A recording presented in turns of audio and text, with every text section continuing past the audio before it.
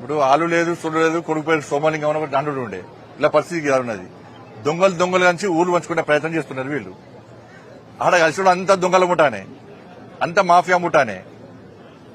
Liquor scam ముఠా ఒకటి ఉన్నది, ల్యాండ్ స్కామ్ ముఠా ఉన్నది. ఇవాళ మొదటి నుంచి చెప్తున్నా, బీఆర్ఎస్ కాంగ్రెస్ ఒకటే. బీఆర్ఎస్ పార్టీ కేసుల నుంచి తప్పించుకోవడానికి కాంగ్రెస్ పార్టీకి సహకరిస్తున్నది. ఇద్దరు కలిసి పనిచేస్తున్నారు. ఢిల్లీలో కలిసి ఉంటారు, గల్లీలో కొట్లాడతారు. ఇవాళ డీఎంకే పెట్టిన మీటింగ్ ఇద్దరు వేరు, ఇద్దరు అనుకోవడం వేరు. మరి తెలంగాణ ప్రజలు ఆలోచించాలి, వీరిద్దరు ఒక్కటా కాదా మీరు ఆలోచించండి. కేసుల విషయంలో కేసీఆర్ కుటుంబానికి ఒక నోటీస్ ఇస్తలేరు, టచ్ చేసే ప్రయత్నం కూడా చేస్తలేరు. ఇవాళ డీఎంకే పెట్టిన మీటింగ్ వీళ్ళందరూ కలిసిపోయారు, వాళ్ళందరూ కలిసి మాట్లాడుకుంటారు. వీళ్ళందరూ దేని వ్యతిరేకంగా, భారతీయ జనతా పార్టీ వ్యతిరేకంగా కొట్లాడుతున్నారు. వాళ్ళందరూ కలిసి కాంగ్రెస్ బీఆర్ఎస్ కలిసి మాకు వ్యతిరేకంగా కొట్లాడుతున్నారు. వాళ్ళ ఢిల్లీలో అసలు డీలిమిటేషన్ సంబంధించి ఇంకా ప్రాసెస్ స్టార్ట్ కాలే, దాని గురించి నిబంధనగా ఫ్రేమ్ చేయలేదు. అసలు దాని గురించి ఏమిగా ఒక నిర్ణయం తీసుకోలే, ఇంకా నియమ నిబంధనలు ఎక్కడ రూపొందించలే. ఇంకా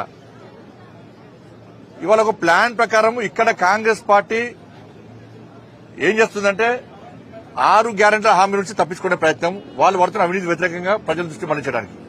బీఆర్ఎస్ పార్టీ ఏం చేస్తుంది, మా మీద కేసుల గురించి కాంగ్రెస్ పార్టీ సహకరించాలి కాబట్టి మేము కాంగ్రెస్ పార్టీ ఏం చెప్తా చేస్తామని చెప్పి బీఆర్ఎస్ పార్టీ పోయారు. తమిళనాడులో డీఎంకే 1000 కోట్ల లిక్కర్ స్కామ్, 1000 కోట్ల లిక్కర్ స్కామ్ అక్కడ తమిళనాడులో డీఎంకే పాల్పడేది. లిక్కర్ స్కామ్ కు అవినీతికి పాల్పడుతున్నది. అవినీతికి వ్యతిరేకంగా ప్రజలు డీఎంకేకు వ్యతిరేకంగా తీర్పడానికి తమిళనాడు సిద్దంగా ఉన్నారు. దాని నుంచి ప్రజల దృష్టి మళ్లించడానికి ఇదంతా పక్కా ప్లాన్ గా చేస్తున్నారు. కానీ ప్రజలు ఎవ్వి పట్టించుకోరు. ఇవాళ అమిత్ షా గారు చెప్పారు, రాజ్నాథ్ సింగ్ గారు చెప్పారు, దక్షిణాదిలో సీట్లను తగ్గించే ప్రయత్నం మేము చెయ్యము, అటువంటి ఆలోచన లేదు.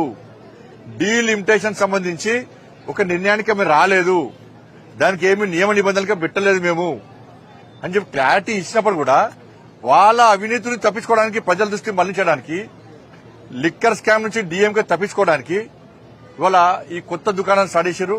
అదంతా కూడా ఒక మాఫియా మూట. ఇలా డీఎంకే అక్కడ మద్రాసులో జరిగేది ఒక మాఫియా మూటల సమావేశం, అది మూటా సమావేశం. అది అక్కడ ఉన్న పార్టీలు అన్ని కూడా అవినీతి పార్టీలు, అక్కడ ఉన్న పార్టీలు అన్ని కూడా స్కామ్ లో ఉన్న పార్టీలు, అక్కడ ఉన్న పార్టీలు అన్ని కూడా ప్రజల దృష్టి మళ్లించడానికి, బీజేపీని బదనాం చేయడానికి చేస్తున్న కుట్రలో భాగం మాట్లాడిన విషయం వాస్తవం. కలిసిపోయారు కదా, ఇద్దరు కలిసే ఉంటారు. వాళ్ళిద్దరు కాంగ్రెస్ బీఆర్ఎస్ ఒకటి మేము మొత్తుకుంటే ఇన్ని రోజులు మళ్ళీ ఇప్పుడు క్లారిటీ వచ్చిందా లేదా? ఇప్పుడు కాంగ్రెస్ పార్టీ ఒక్క కేసులో పెట్టిందా? మళ్ళీ చెప్తా నేను, కాళేశ్వరం కేసు నోటీస్ ఇయ్యలే, విద్యుత్ కొనుగోళ్ల స్కాము విచారణ అయిపోయిందట. కానీ కేసీఆర్ ఇంతవరకు అసలు దాని ఆరోపణలు ఉన్న వ్యక్తి కేసీఆర్ గారిని కనీసం విలువలకు నోటీస్ ఇయ్యలే, విచారణ పూర్తయిపోయిందట. మరి విచారణ పూర్తయిపోయిన రిపోర్ట్ ఏమైంది? ఫోన్ ట్యాపింగ్ ఏమైంది? ఇవాళ ఏమైంది? కేసీఆర్ నోటీస్ ఇచ్చిరా, కేసీఆర్ కొడుకు నోటీస్ ఇచ్చిరా? ఏమైంది? డ్రగ్స్ కేసు ఏమైంది? ఫామ్ హౌస్ కేసు ఏమైంది? ఈ ఫార్ములా కేసు ఏమైంది? ఇవన్నీ ఏమైనాయి సార్? ఇక్కడ మేము కాంగ్రెస్ ఒక సమావేశం నిర్వహించిందా, డీలిమిటేషన్ సమావేశానికి మేము వెళ్లలేదు. మేము కాంగ్రెస్ కు వ్యతిరేకం. అక్కడ డీఎంకే పెట్టింది కాబట్టి మేము వెళ్లాము.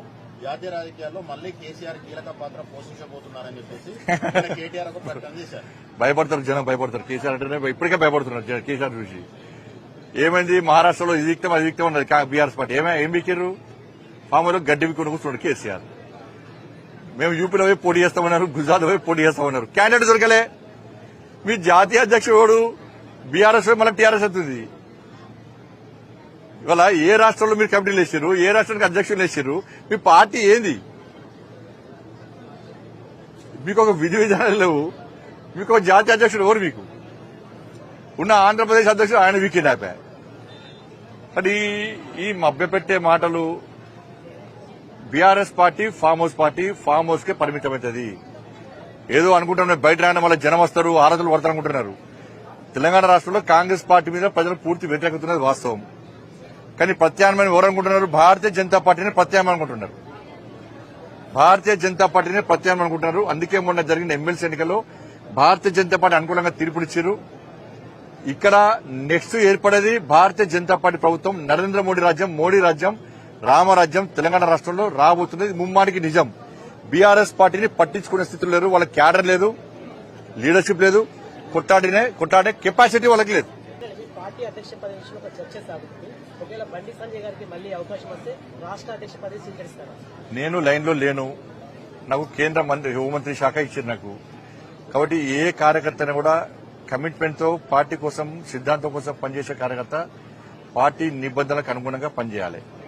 నాకు రాష్ట్ర అధ్యక్షుడు వస్తుందని చెప్పి సోషల్ మీడియాలో ప్రచారం చేసుకోను. నేను ఇప్పుడు వస్తుంది అప్పుడు వస్తుంది ఇప్పుడు చెప్పుకోను. నేను రావాలని కూడా కోరుకుంటాను. నేను ఎందుకంటే కేంద్ర మంత్రిగా హోంశాఖ సహాయ మంత్రిగా అమిత్ షా గారి నేతృత్వంలో సేవ చేసే అవకాశం నాకు వచ్చింది. గతంలో రాష్ట్ర అధ్యక్షుడిగా పనిచేసి ఇక్కడ కార్యకర్తల సత్తా ఏందో మేము నిరూపించినాం. మొన్న ఎమ్మెల్సీ ఎన్నికలు కూడా కార్యకర్తల సత్తా ఏందో నిరూపించినాం. 8 ఎమ్మెల్సీలు 8 ఎంపీలు గెలిచాం, 8 ఎమ్మెల్యేలు గెలిచినాం.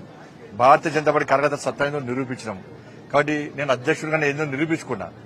కాబట్టి నేను అందరి లెక్క ఏదో ఇప్పుడే వస్తుంది అప్పుడే వస్తుంది వచ్చింది నన్ను కలవండి అని చెప్పి చెప్పుకునే ప్రయత్నం మా పార్టీలో జరగదు. అది అటువంటి పద్ధతి మా పార్టీలో ఉండదు.